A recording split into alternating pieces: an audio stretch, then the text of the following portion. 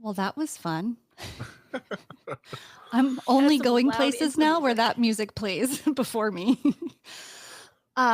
Well, welcome everybody to our Monday night live stream Q&A. I'm here. I'm Rebecca Sebastian, one of the show producers, here as always with the EP host, creator of Devil and the Deep Blue Sea, Mike Cosper. Hello, Hi, Mike. glad to be here. Hi. And we're so excited because we have a special guest tonight, Laura Robinson, who you probably heard in episode 6 if you've listened. Laura Robinson is the adjunct religion instructor at Butler University and Christian Theological Seminary. Laura, thank you so much for being here. And who else is with you that we need to This is greet? Flannery O'Connor. Are you My serious? Yeah, she's my 15-year-old cat. I love her very Oh, much. She pairs strangely with my husband's cat, whose name is Carl Bart. So we have a very ecumenical household. that's But incredible. yeah, Flannery is joining us tonight, I guess. So Flannery O'Connor is my birthday buddy, so I always feel a softness huge towards. fan. Yeah, If it wasn't same. obvious, I named my cat after Flannery O'Connor. So Good. Well, welcome to yeah. Flannery and Laura. And Mike, I know you were really excited to continue the conversation with Laura because, like movies, podcasts also have cutting room floors. Not everything can make it into the final episode. So why don't you tell us what more you wanted to talk to Laura about and kick it off for us? Yeah, like you said, there's stuff that just ends up on the floor, and with Laura, what's interesting is, as I discovered in talking with her, her interest in Lauren Stratford kind of came because of a broader interest, and so I want to kind of set you up, Laura, for Mhm.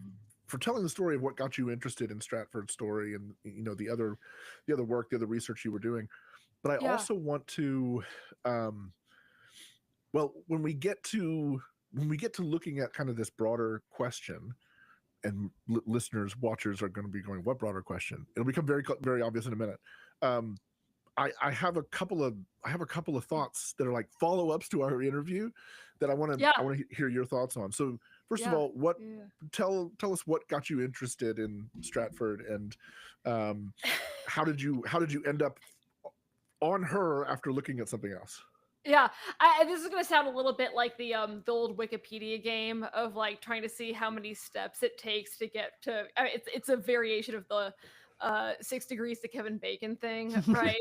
Because it ended up being it's a real it's a real nest, right? It's a lot of different associated things. But I got really interested in the question of basically like American crime and like American organized crime associated with satanic movements. A couple of years ago, would it that have been two? Might have been 2014. No, not 2014, 2024. No, it's 2023, when the movie Sound of Freedom came out. And I knew a lot of people. I should have looked up the year that movie came out before I started talking about it. Sorry. But when this movie came out, I was very interested in how much the people around me were really fascinated by this movie, and were particularly very interested in a phenomenon I remembered very much from my days at Wheaton College, which was just sort of the idea of trafficking is a global problem. Like sex trafficking is a national and global problem. And at the time, I was aware of these causes. I was very aware of like the fundraisers that came out of this, and then this movie shows up that was very it was really capitalizing on these stories and this concern around sex trafficking, specifically in the majority world. And I was hearing a friend describe the movie to me, and just there was this part of my brain that was just like, I don't think this happened. Like describing the plot of this movie, I didn't think it happened. And then I started doing some digging into like what does the studio say the story behind the story was, and what does this organization say the story behind the story was. And I kept thinking, it's like I don't think that happened either. And I was like, the further I dug into this, the more I kept meeting people who had experiences with this organization, or like Lynn Packer is one of the journalists who had been pursuing this for years and years, who had been really deep diving into this story. And what I ended up getting exposed to was this broader question of the fact that on one hand, sex trafficking is a real phenomenon, right? It really does happen. And also, there is a very specific Americanized narrative of how it works that is very appealing to mass media and gets repeated all of the time. And that was it sets up the sort of like really easy binary between these sort of idealized victims and these idealized heroes who go to bat for them, who are always American, right, and are always Mormon, and are contrasted with these like very like extra evil figures, and then but it's not the way it actually works in real life. But evangelicals eat it up. Like they eat this narrative up so much. And the more I looked into it, the more I realized like this was a story that had analogs that were very, very old, right? Of the idea of the perfect victim and the perfect hero who's trying to protect them. And these evil incarnate figures who are going after them, who are always organized, who are always international, who always have motives that come directly from like the most evil possible places, and are basically like in this demonic, angelic, spiritual warfare with each other. And this goes back to the Satanic Panic. This goes back to blood libels in the early modern era. And there's so many eras, like the Taxil hoax in the early 1900s. There are so many eras where Christians have been very vulnerable to these narratives of children under threat, white women under threat, like virginal white women under threat in particular. And it's always in response to these very demonized figures who are also often these very racialized figures, right? Like the anti-Masonic panics are often like this. So the more I started looking at this, the more I realized this was a this was a thing that had been haunting Christianity for a really long time. Even the Salem witch trials. I mean, the Salem witch trials are cast in those terms, and you've got the primary villain in that wasn't, if I'm remembering correctly, the primary villain in that was a slave from the Tituba. Caribbean? She was Tituba and her husband John, who were these sort of early figures in it, who were kind of they were, if not the primary villains of the story, they were the primary like priests. They had a very revelatory role in it. The rest of the girls, right? Yeah, and they had insight into who the real villains were, and were constantly pressured to do this. But it's an old story in American Christianity of the church versus incarnate evil. I mean, actually, it's my senior year at undergrad, my capstone history class was actually on witch trials, and our final project was on the Salem witch trials. And like it's just we keep doing this. So that's how I found out about Lauren Stratford. So before we get to her and kind of some of these phenomena around the 80s, because there's a couple things I want to ask you about that. Tell me, when you say trafficking is real, contrast for me. So the narrative of the perfect victim and the perfect villain is like someone grabs a 3-year-old kid out of a grocery cart in a parking lot, and the mom never sees him again, and they're trafficked around the world. That's the kind of like it's the nightmare scenario of every parent and all of that.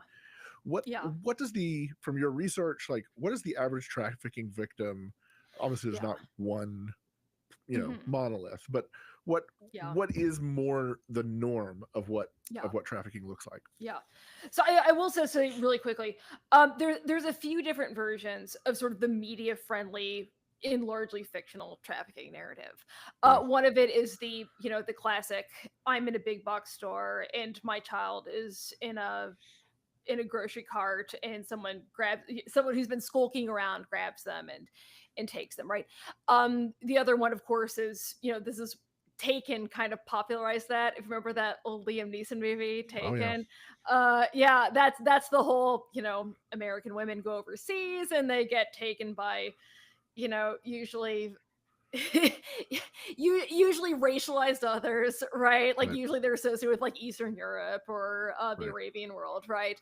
But the other version that you see a lot is the idea of which fits really well with sort of like border panics, right? And immigration panics, is the idea that the reason why we need to have stronger border security is because of the phenomenon of Latin American, South American countries they send their children here for Americans to purchase and enslave, right?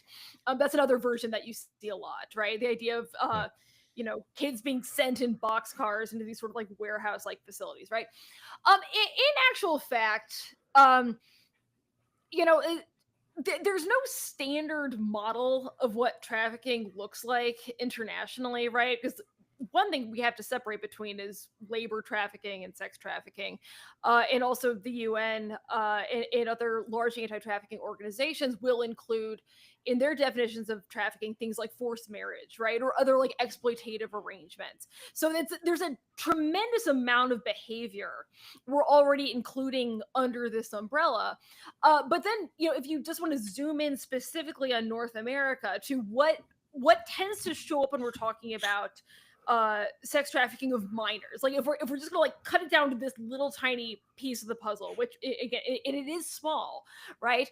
It tends to be less organized than people imagine it to be, and it tends to be less international in its ambitions than people imagine it to be, right? So one thing that's really important to note that in the United States, our sex trafficking laws, for instance, a minor can be trafficked with no trafficker. Which is not really intuitive, right? But for example, if a 15-year-old runs away from home and she is on the street and a man offers to take her into his home and he sexually abuses her in return for providing access to his home and food, that's sex trafficking by our laws, right? Even though there's no trafficker, right? Like usually trafficking assumes there's some kind of third party, right? Like there's a broker involved. That's not the way our laws work, right? It's that if there is an exchange of goods and services and materials for sexual access to a minor, that is considered to be trafficking, right? So that's a significant portion of what we call sex trafficking in the United States, is the phenomenon of people sexually abusing minors who have extreme material needs. And it's horrible, right? No one's saying it's not bad, right? It's horrible. And then the other thing that just happens is the extent to which this is usually it often shows up in more ad hoc situations in through networks of people the child knows, right? So like the lover boy method of trafficking is a term you'll often hear of people who will feign attraction to a minor, get them to fall in love with them, and then convince them to work as a sex worker on their behalf, or parents or caretakers. Or parents or caretakers, right? What you don't see, what you really don't see in North America is minors or children or even women taken against their will into the United States and then sold as sex slaves to like that. That's really not very well documented. Right. And I think the one thing that I have in my research into this and in a connection with a ministry that does some of this work. And by the way, if you're listening and watching, if you have questions, thoughts you want to throw in, there is a chat. Feel free to comment in the chat. Rebecca's looking at those and we'll be bringing those to us. But another example that I think is interesting, and again, it gets to one of the things that you talk about in your writing on the subject, is that we like the really clean narrative. We don't like when the narratives get complicated. And when, so for instance, one of the sort of models that's really common is women who come across the border. So essentially, women will make an arrangement with a with an organized crime organization to get across the border into the country and then go to work in the sex industry. That might be video cam work where they're on these cam farms. That might be working in strip clubs. That might be prostitution. It could be all kinds of things, and it can be and it's a horrible situation for these young women because they're undocumented, because no one knows they're there, because no one's going to come looking for them if they disappear. Being under the thumb of these cartels or the other criminal organizations, Russian mafia is involved in the sex industry in the United States. It gets really grotesque and brutal really fast. Well, and And there's also a but it ton looks of different than this cartoonish picture that we have of the, hey kid, you want some candy. So Right. Yeah. Oh, and there's I mean, the other thing that often shows up with, sort of like sex work at the margins is that there is every incentive once a person has been busted to say they have been taken against their will, right? Right. Which, because we do aggressively criminalize sex work in so many spaces in the United States. So like even if you are a woman who has been doing sex work to get by, or like because you need to pay off a debt that got you across the border, you have every reason to say you were taken against your will, because otherwise we will prosecute you. And Right. like this is getting worse every year. And so that's the thing, is that like I think when people hear sex trafficking and they think like, oh, I want to fight sex trafficking, what they think is, I want to stop children being taken from their parents who are going to be looking for them, right? And like that's just the reality, is like that's just not that common. Yeah. It tends to be women and children, or in young men, like queer young men, who are in vulnerable situations anyways. Right. But this is not a narrative we talk about in evangelical spaces, because we have already been taught to otherize and detest those people, Yeah. and to not want to help them. And that's the shame. Yeah, I agree. All right, so to the 80s then. I want to throw out Mhm. 3 stories that are widely known, that I think inform some of this. I'm just curious your thoughts on them. Yeah. The 3 examples are Aton Patz, who I believe was a 12-year-old in New York City that was Yeah. essentially Yeah. snatched off the street and Mhm. murdered. Yeah. That was 1979. Yeah. Between 1979 and 1981, dozens of young black kids in Atlanta were Mhm. murdered by a serial killer. Yeah. Most of them unsolved. And then maybe the most famous example was Adam Walsh. And Adam Walsh is that story, that big box store. He's in a Yeah. Sears or a J.C. Penney with his dad, John Walsh. The child disappears. His head is Yeah. found a few days later in a drainage ditch. The body's never found. John Walsh goes Yeah. on to be the host of America's Most Wanted. Yeah. And so there's, that all happens in a 2-year window. Yeah. Yeah. And I think must have shocked the conscience of the country in a way where they were, Yeah. they were paranoid about people snatching kids for Yeah. a decade. Well, in Aton Patz is often that's often treated as the case to which like kids on milk cartons is traced, right? Like you do have these incidents of um yeah, again, when I say things like anomalous, I'm not trying to minimize it, right? But they are anomalous, and that's why they get all this attention, right?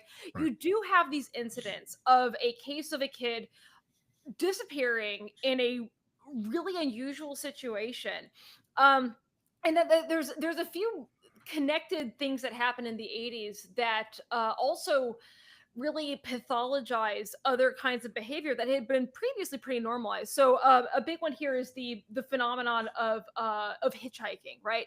Before Right. the 1980s, hitchhiking was incredibly normal in the United States. And like when I was in Europe, when in my 20s, I hitchhiked all the time, right? Like I'm still here.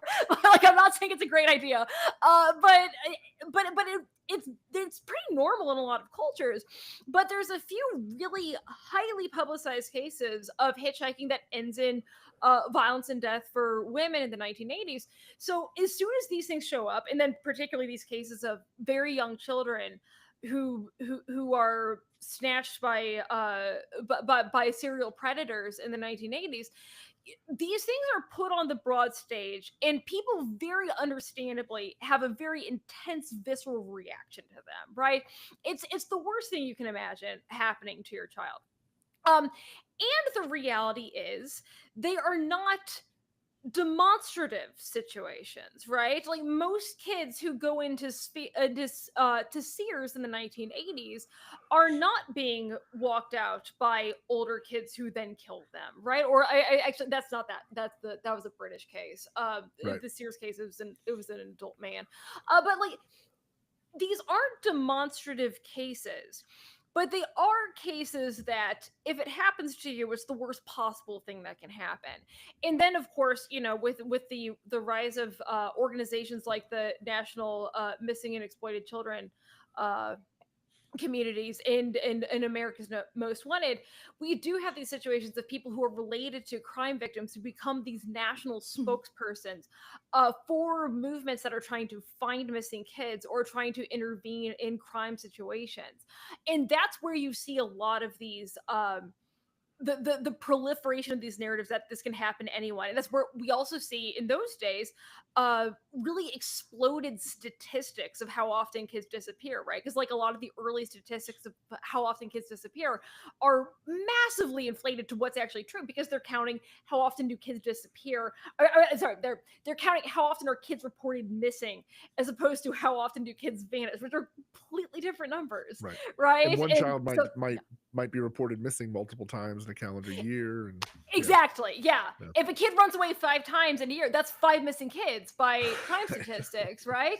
Yeah. Or if a dad doesn't drop off his child on time for custody 6 times in a year, you know, like if you had if your parents had a bad divorce in the 1990s, you might be 10 missing kids on the statistics of the National Center for Missing and Exploited Children, right? So, but people don't know this, right? So, Well, and a they similar see, example, a similar contemporary example, one of the things that was circulated a lot by kind of the Q folks, the Pizzagate folks, there was this statistic that there were 400,000 or 350,000 missing children in the United States.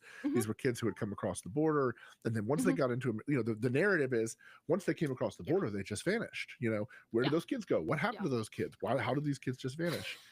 And when you look into kind of the phenomenon of what happens to kids when they come across the border, the reason they're considered missing children is they come across the border. They were given a you know, essentially a hearing date.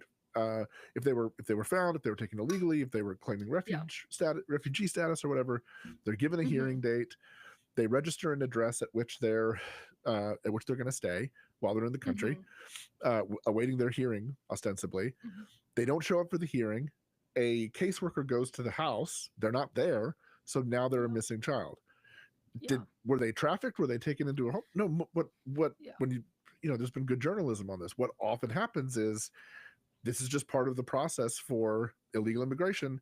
You do those steps. You get the registration. You get permission to come in, and then from there, the kid moves on with the rest of the family or the rest of the group that they came with, and they're doing you know, these are often young teens that are doing migrant farming work and working in poultry factories and things like that.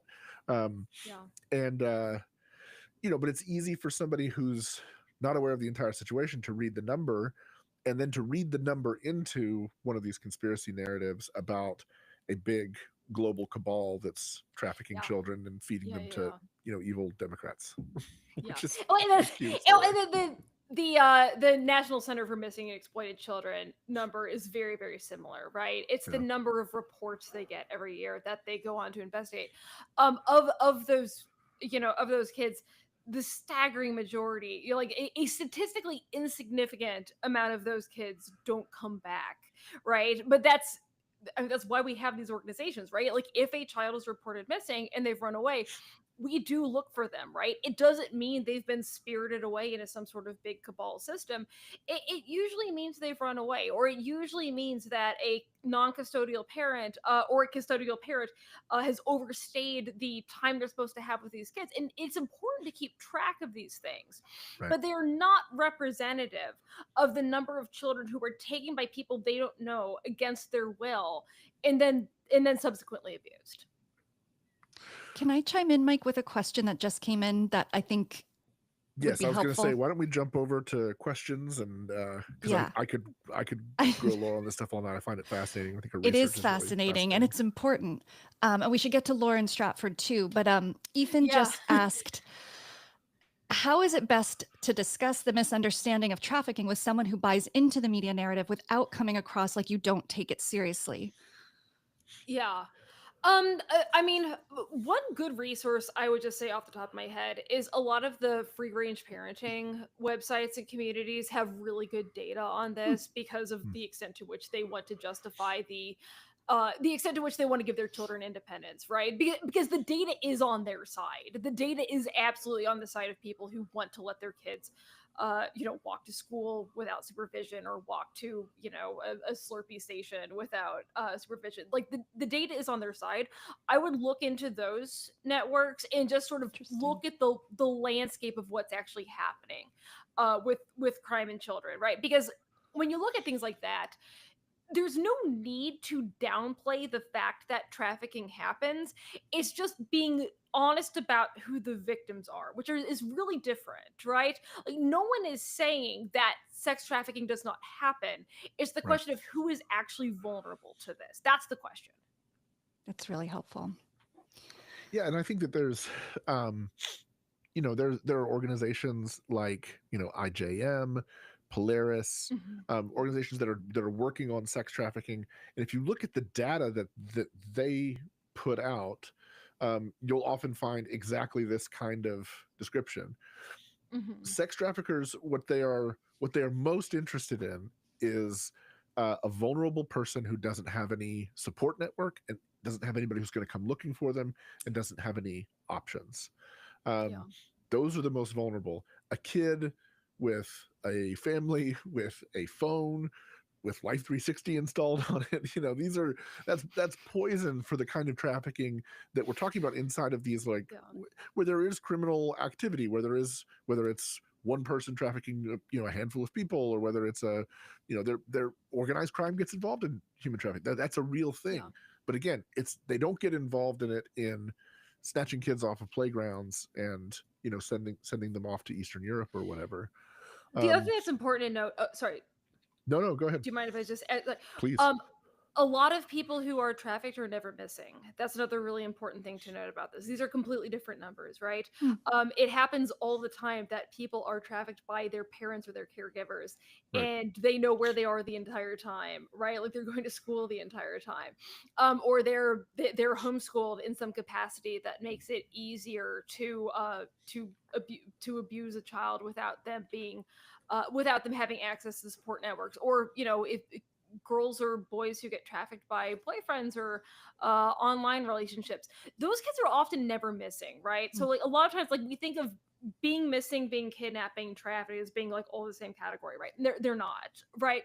So I think that's the other thing too, is that when we talk about whether or not it's safe for a child to, go play in the front yard without mom or dad watching, right? This is really, really unconnected to how trafficking works in the United States overwhelmingly, right? Because we are thinking of being kidnapped as being the starting point of trafficking. It's just not, right? Like, the staggering majority of minors who are trafficked in the United States are never missing. Yeah. Rachel from our Facebook group, Laura, she said that she'd read a prior article of yours. I shared your Substack about Lauren Stratford today, and she had read one of yours called "In Bible Times They'd Break a Lamb's Leg."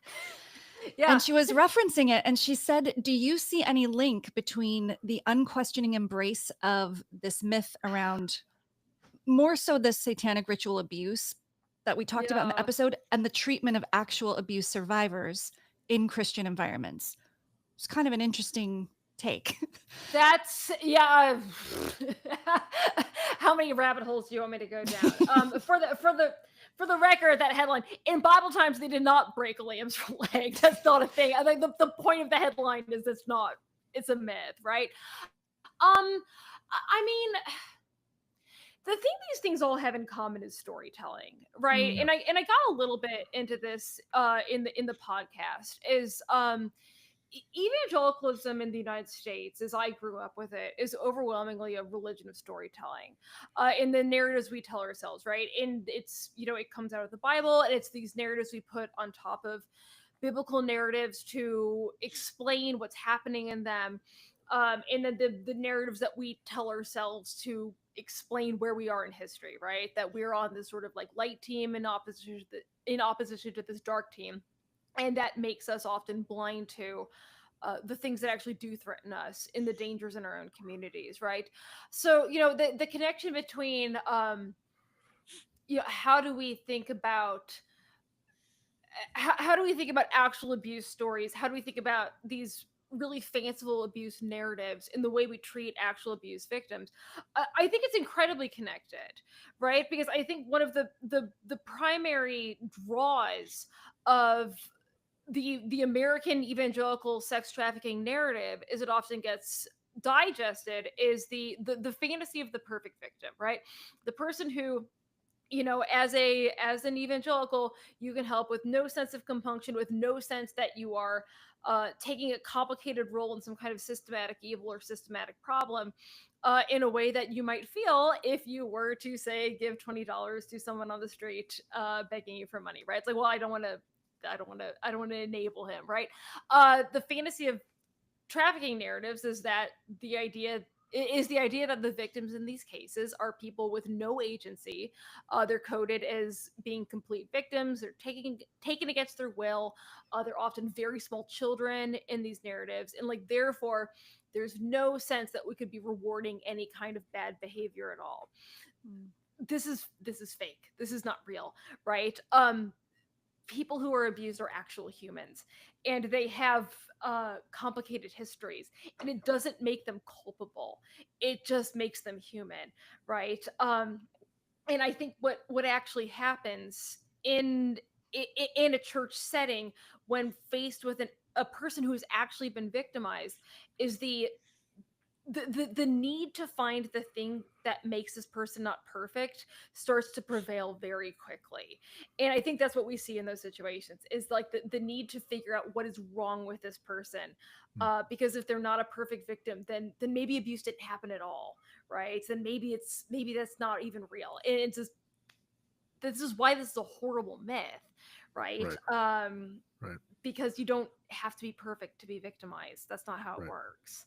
Well, and I would chime in too. Is so in my own work, I've spent a lot of time with.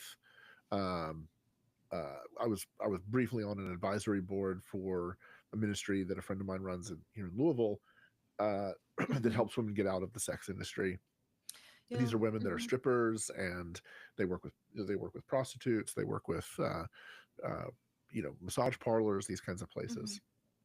And then I've also been involved with, and sort of as a journalist, I've been involved in doing some reporting on sexual abuse crisis in evangelicalism. So I've talked to a lot of victims, and I've talked to a lot of victim advocates. And one of the things that becomes clear in both of these situations, whether you're helping a woman get out of the industry or you're helping a woman who has been the victim of sexual abuse inside the church, is that traumatized people can be traumatic to the people around them. Traumatized people can be emotionally erratic. They can be unpredictable. They're often dealing with the PTSD symptoms from what they've seen, what they've been through, what they've experienced over the years. So oftentimes ministries, people who get a heart for the kinds of wounds that these women have experienced get involved. And then they're shocked as they invite these people into their churches. They invite these people into their homes and into their lives and all the rest. They're shocked by the unpredictability, the volatility of somebody who's going through a healing process like that. That is in no way a reason to say, so therefore you shouldn't do it. But it's, in fact, if anything, it's a reason to say, like, these are people whose needs are going to be, the need is much greater than help this woman find a job other than stripping. Help this victim find their way to a healthy community. But But I think the reason I mention it is because I think oftentimes part of what goes along with what you were talking about, Laura, in terms of this perfect victim kind of narrative is it's almost a fairy tale. It's like you bring the person out of their experience of suffering and trauma, and then they're Cinderella. Everything's beautiful from then. They're going to sort of become, they'll be leading a Bible study in 6 months or whatever. And it's like, no, in 6 months they might be back in the club because they just got frustrated, or they just really needed the money and they don't know what else to do, and they don't have any other resources. This is the huge issue with these sort of, like leading people out of sex work NGOs or organizations, and this happens in the majority world all the time, is, this idea that, well, if we provide something to do for women, this happens in Thailand all the time, like the idea that, like, we're gonna we're gonna teach women how to make bracelets, right? We're gonna teach women how to use sewing machines so that they don't have to do sex work. The problem is, like, with a lot of these rescue narratives is people are not taking account of the fact that the thing that a person has to be rescued from is not necessarily just, like, non-monogamous sexuality. It's the entire system of exploitation that often comes with these, right? And a lot of times, it's not actually rescue. If you take a woman and you're, who has been previously, like, working in a strip club, and you say, like, don't worry, I'm going to help you work at Dollar General 70 hours a week, that's not actually rescue. It can be just as exploitative, especially if she has children at home. Or in a lot of these, like, rehabilitation ministries in East Asia, you'll often see this, like, a whole complex of dorms that show up around this, and these sort of, like, camp moms who make sure that the women are backsliding, which is just reintroducing adolescence or childhood into these situations, and can turn into its own kind of exploitation and trafficking in its own way. So I just, like, the thing is also just so complicated about the rescue thing is not the fact that it's not just it includes this. It's not just the fact that women who have come from sex work or are in sex work are complex individuals who have a lot of complicated emotional needs, and they might not act the way you think as they ought to as good women, because that's not their job. They're not supposed to represent womanhood to you. It's that, and also the fact that economic exploitation is so much more complicated than just sex work. There's 1,000 ways we do this. So that's, I think, kind of part of all that. So I mean, if I could ask a question, like the unanswerable question, I feel like, is like, so then what is the right approach? If, if this, like, kind of colonizing version of, like, plucking someone out of, like, their environment and context and sort of imposing another way and reducing them to falling in line almost, like, what is the alternative? So what, from my own experience in looking at this, what I would say is, I don't think there is an approach, right? Yeah. Like, I think frankly, I think what I've seen that works, that's shocking, is when, particularly in some of the stories that I've seen from women coming out of the sex industry here in Louisville, what's remarkable is it's completely unpredictable where they're going to find community and where they're going to find a church home. Mm-hmm. And when they find community and in a church that actually is willing to sort of take the good and the bad of a traumatized person coming into the community with an incredible amount of need, an incredible amount of anxiety, an incredible amount of fear, an incredible amount of financial need, when the church is willing to come around that person and build relationships, and, hey, this person's going to help with the kids, and we're going to, and you can actually provide real support, you see amazing things that come out of that. And in fact, like, I mean, I've seen story after story like that are often very, very surprising in terms of this person who comes from this place and in this context and whatever becomes an integral part of this community and is discipled there, and is, there's real beautiful spiritual transformation that happens there. And again, I think that there are some remarkable things that responsible organizations and agencies are doing to try to sort of relocate women, get them into healthy places, get them out of positions of exploitation, all that stuff exists. I think one of the keys for people who are, if you're donating to ministries like this, is just vet like crazy before you give money to someplace. Understand exactly what those people do, and where the money goes, how much of the money goes to resources in the field, and all the rest of it. And the last thing that I would say is, and I think this is just generally true with evangelicalism, and really kind of true of the story we're telling here in the podcast, is be very suspicious of grandiose narratives. When somebody says, we figured out how to do it, we have the method, we know how to help women, we know how to, we're going to change any of that kind of grandiosity, is somebody who's just trying to sell you something. The other thing I would just say is, how many evangelicals knows someone in sex work or who has been in sex work.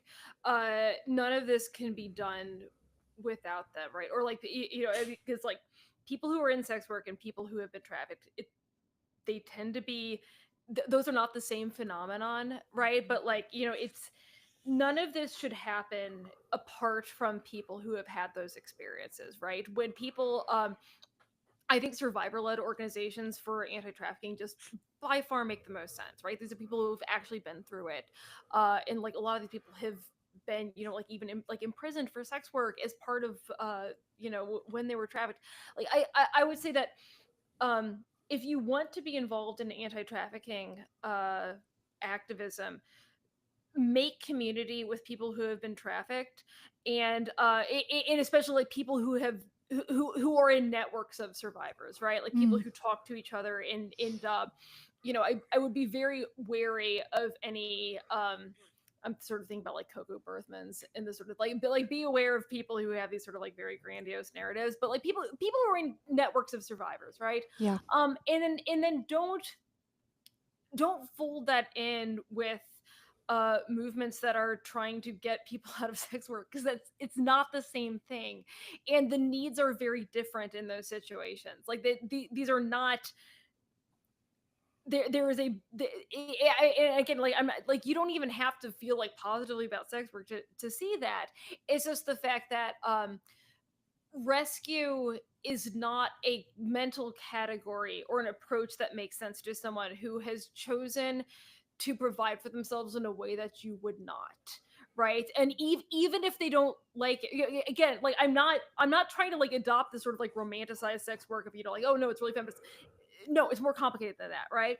But for people who have found themselves in sex work and have chosen it, it's often between different kinds of economic exploitation. So understand why they're doing what they're doing if you want to enter into that and have a relationship with them and treat them like a whole person instead of a project. Right. That's good. That's good. Thank you. We should get to Lauren Stratford, but I do want to ask, this has come up a few times, the book, He Came to Set the Captives Free by Rebecca Brown, and Rochella from our Facebook group wants to know if either of you are familiar with it. I'm actually not. I know this book, and it's been a very long title's time very since familiar. I've hang on, let me Real I think I read time. this like 20 years ago. Came to Set the Captives Free. Hang on. Rebecca Who's the author? Brown. Rebecca Brown, 2 C's. So In Rochella real said time. it Research furthered. happening in real time. Yeah, it Which furthered is- her fear and It's anxiety, like, that's really satanic sorry. ritual abuse, Yeah. and she was confused as to what was truth and what was panic. But she, read it as a teenager and was very impacted. Oh, so this is a satanic ritual That's right. abuse Yeah. by Yeah. Rebecca. Okay. I do recall this book.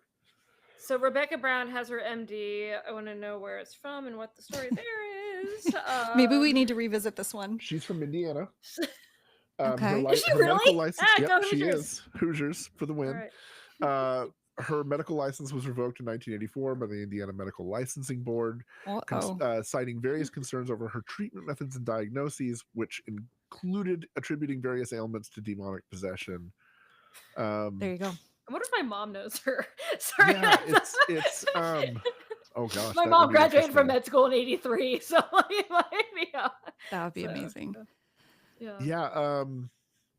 Yeah, I remember looking at this one, and I remember actually what I remember now it's dawning on me. I remember I had a friend in high school who was part of a very, very charismatic Pentecostal AOG church. They were kind of like third wave charismatic. If people know what that is, holy barking, all that kind of stuff. She was the one that passed this book around and was very into it. Rebecca And, Brown Yoder? Is that the sorry? Oh, I don't Oh, that was not who gave me the book. No, sorry, I'm sorry. Yeah, sorry. Yeah, so yeah, I mean this is it's another one of the genre. I don't think that it was as successful a bestseller as the others, in part because I think that she she was discredited as a doctor before the book published. So perhaps it didn't. But the book is still for sale. It's for sale on Amazon right now. I'm saying it right now. Yeah, The owner I is her haven't looked at married it in a name. while. Yeah. I'm sorry I don't have a better answer for you, except that Yeah, that looks worth a revisit though, for sure. yeah, for sure. Yeah, I'd be Maybe happy to do it. I mean, sorry. Go ahead. What I will say is, like, there is no legally verified case of satanic ritual abuse in the United States. It's never happened. So just anytime you're talking about a book of, like, I talked to someone who was satanically ritually abused, no one has ever been convicted for, like, or like in a, sorry, I mean people have been convicted, but then, you know, years later it got overturned. There is no verified case of this happening. Like, this is not. And anytime you're hearing about someone talking about satanic ritual abuse, or, you know, like one of just the quick pass I was doing on Rebecca Brown's book, it's like, you're like talking to America's top witches, right? We have not found evidence of this kind of thing, right? Of these big national cults of witches who abuse people. Like, treat all of this like Kubrick faked the moon landing, all right? Like, that this is the same strata of information we're talking about here. So Hold on, I'm reading a question that comes in. Maybe we could get to Lauren though, and I'm thinking yeah. what I'd love to do is talk about maybe what we didn't learn about her in the episode. And also, I'm curious, are there any contemporary figures that you see, Laura? This seems harder to pull off in 2025, like a completely fabricated story with fact checking in the internet. But like, are there any stories that you can point to in recent history that come close to such a? I'm thinking of one, and I'm curious what you would think. It's like kidnapping and sex trafficking, in like it's the Sherry Papini case. I'm like, is she the modern day Lauren Stratford? Yeah, she didn't get away with it that long. Yeah. She sure tried though. She did. Yeah, she did. But yeah. So for listeners who don't know, the Sherry Papini case, who's that, Rebecca? So Sherry Papini was a Northern California, or like Central area. Valley. Yeah. Shasta, I think, is where it was. Shasta. Yeah. Married woman, young mom, white. It's important to mention blonde hair, blue eyed, really like attractive by conventional American standards. Went missing, went for a run, didn't come back. Husband got very worried, couldn't find her. You know, her iPod was left on the running trail with one, AirPod, and like, just all these little clues, but she essentially vanished. When she was found, which it was a few months, I feel like she came back home around Thanksgiving or after Thanksgiving or something, but her hair was cut. She had brands on her, like branding on her skin. She was bruised, and she'd been beaten and through something horrific. And, the media had been just covering this 24/7 across the country. And her story was that she was kidnapped by 3 Hispanic people, 2 women and a man, I think, or maybe just 2 women. And I mean, it goes on and on and on. And she has tons of testimony and FBI interviews and all of it. And they had 2 young children, and again, this husband. And it turns out, I mean, spoiler alert, she was having an extramarital relationship with somebody, and this was like her cover-up story.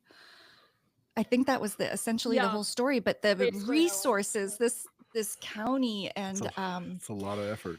It goes to that perfect victim though story, because we really ate that story up. So of course the media is always going to drive those stories because people couldn't stop watching.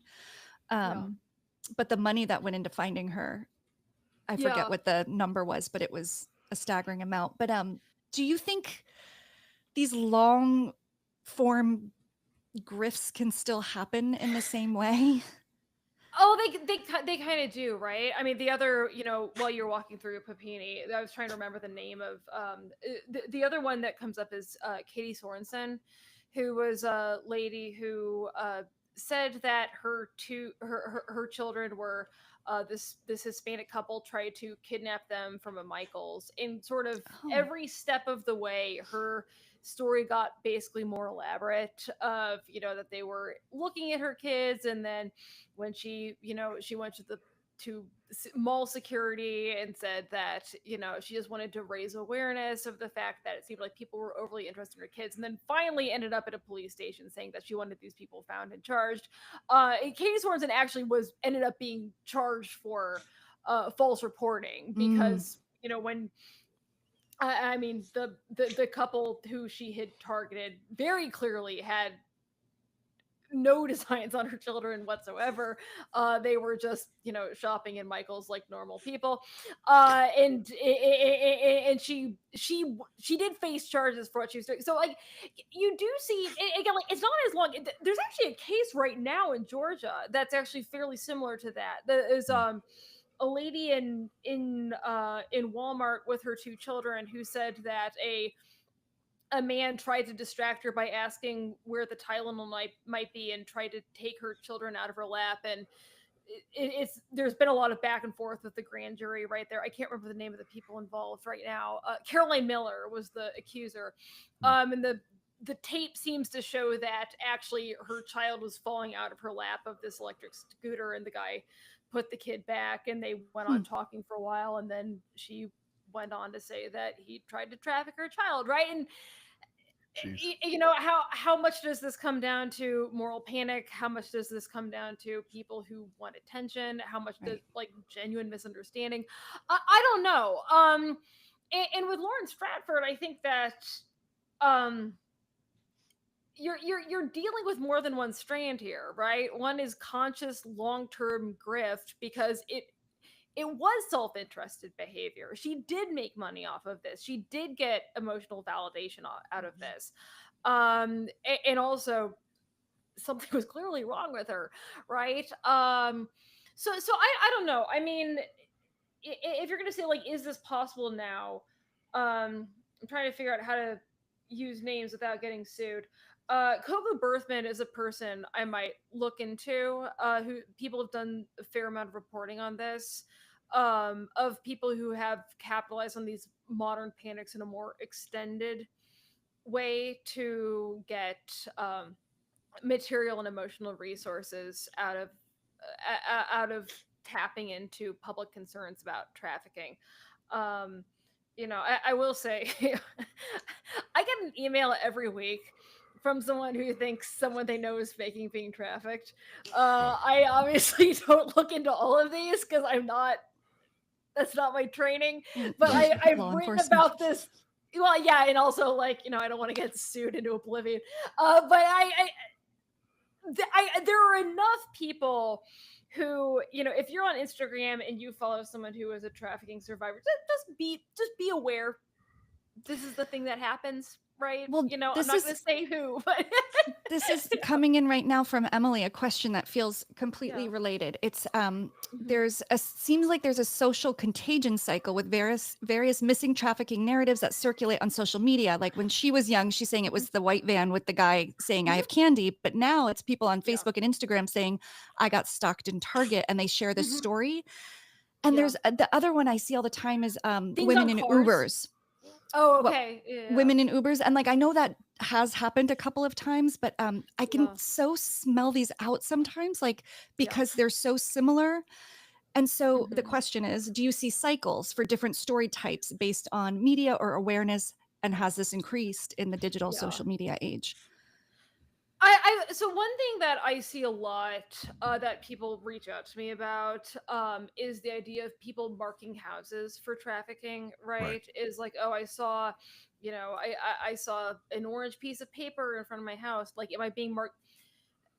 A lot of this stuff, I mean, unfortunately, you can't always contact your local law enforcement office because a lot of times they'll have been reading the same chain emails and Nextdoor and Facebook posts as everyone else, and they'll say like, "Oh yeah, it's really happening." Yeah, but a lot of the stuff is just verisimilitude, right? Is like, just think about what does it make sense or not, right? So when somebody reaches out to me and says, you know, hey, there was a carnation on the street in front of my house. Am I being targeted? Right? It's like, okay, well, what makes the most sense? If someone is going to try to pick out your house and say like, hey, there's a woman here we should totally kidnap, Are they going to take a photo of your house and write down your address and text it to their trafficking buddies? Or are they going to put a carnation in front of your house and then hope that later a completely detached van of traffickers is going to be looking out for carnations and then know to break? It's silly, right? It's silly. Like a lot of these narratives are very they they are dramatic and they don't actually make sense, right? So like They're a like lot of urban the stuff, legends in a way, Right. a lot but of the more stuff about with like more yeah. consequence. Exactly. Potentially. Yeah. And also like it's almost gamified, right? Is Mhm. like looking out for the traffickers in public, Yeah. right? Like Right. there's a lot of social reward in this. A lot of the stuff people say to look out for being left on your car though is like this, right? Like is it more likely that you go to Trader Joe's and there's a flyer on your windshield and it's being left because someone saw you go into Trader Joe's and was like, we should totally traffic that person, and left a marker on your car for someone who clearly doesn't have a phone with them for some reason? You know, like, no, of course not. Like, and also like Right. how many women in your town have been kidnapped in the last year, right? Right. Not Now, very many. I think where it's worth jumping in. Mhm. I want to say a couple of things because I think I can feel in our audience uh, the response to some of this, which is, but assaults do happen, right? Like sexual assault Yeah, happens, yeah, stalking yeah. happens, Of course. and I think part of the reason why I feel like it's so important for us to address the urban myth aspect of this and the social Yes. contagion aspect of Yeah. this is that it uh, it actually allows people to tune out on the more obvious, immediate things Yeah. that Yeah. put women in danger. I will Yes. never Yeah. forget there was one day I was flying through the Atlanta airport and I was changing planes and I was just kind of standing near my gate. We had like 20, 30 minutes until it was time to load the plane. And this random woman walks up to me and slides her arm through the crook of my arm and lays her head on my shoulder and Mhm. starts talking to me. And I'm like, I've got headphones in, I can't even hear her. And I'm just sitting there thinking, oh, her husband must have had the same jacket on or something, or I was wearing a cardigan. Uh, he must have had like the same sweater on, and she doesn't know that it's me. She's going to be very embarrassed, right? And so I very Mhm. kind of politely am like, kind of nudge her so that she looks up at me, and Mhm. she goes, sorry, I was in the bathroom, or she said, sorry, I was gone so long. She's looking me right in the face. Sorry, I was gone so long. I looked all over the the shop, and I couldn't find what you asked me to get. And the next thing I noticed this kind of creepy looking guy kind of wander Mhm. up, like looking at her funny, Yeah. and she says, I found him, to this guy. She goes, I found him, I'm all good, thanks for offering to help, we're gonna walk over this way now, and then I ended up having to like talk to this guy and basically tell him to go away, right? Mhm. And it turns out she had been on the plane with this guy. He had followed her. He'd waited for her when she came out of the bathroom. He'd followed her into a shop. She told him that when she was at one point she had told him her husband was on the plane, and she was going to wait for him and he could go. And he was like, well, I feel like I should walk you to your car. I'm worried about. She was Mhm. just like totally creeped out by the guy. Yeah. And so she just found somebody who looked. She actually made the joke that she said, I was like, so what made you suspect that I was not a creep? And she says, well, you're wearing a cardigan. You kind of reminded me of Mr. Rogers. I thought I'd take my chances. But like that happens, right? Like Yeah. women are in Yeah. places in public and men act entitled or weird or Yeah. creepy or whatever. Sometimes that's nothing. Sometimes that's somebody who's got like some kind of social difficulties and can't read situations and people, and they just come off weird or awkward or rude. Sometimes that guy wants to follow her to her car and is going to be very aggressive with her. Yeah. And so anyway, all that to say, what I think is so pernicious about these stories, whether it's Warnke or Stratford or these others, is people get their antenna dialed in to be really nervous about the carnation in the road, the flyer on the car, Mhm. whatever it is, and not the coworker who's being overly aggressive and trying to get you to drink a drink, Mhm. at his house after work or something. You know what I mean? Like the obvious ways Mhm. that women are preyed on, young women in particular are preyed on, Mhm. that are more pedestrian. They're not as like cinematic as Taken or whatever. but they're still evil and traumatic and destructive, and we don't pay Yeah. attention to that stuff. No, I thank you for saying that, because I do want to be really clear when I talk about urban legends. What I want to be really clear, no one is hearing, is I am not saying that violence against women is not systematic, and Of I'm not course, saying it yeah, does not happen at a very widespread level, right? But I actually think that there's something illustrative about these urban legends, that it allows us to externalize and otherize the people who do violence to women, and it puts them on this category over here of these sort of professional evildoers, essentially, right, right? These people who are taking commands from the top on how to do this. So while you are looking out for whether or not something's been left in front of your house that might suggest that the Satanists are after you, or the traffickers are looking after, are trying to find you. How many women in your church are victims of sexual harassment at their workplaces, right? yes, Or how many women are victims of domestic violence, and will not tell anybody because they love their abuser, or because they need their job and they don't want to lose it.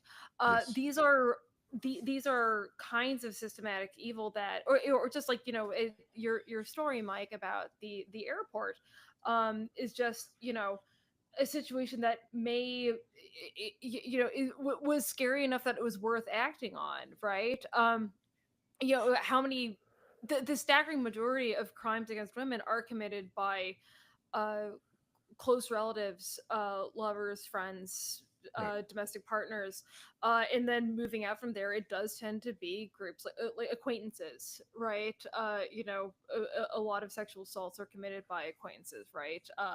Hey, I'll walk you home so no one attacks you, and then that person, right, these are things to be aware of, right? So I think that the important distinction to make here is we are not looking out for an organized, systematic, otherized evil of pure demonic beings who are purely evil incarnate. They are people who are good at manipulating and insinuating themselves into communities and finding people who will keep their silence for them. yeah, That's the important thing.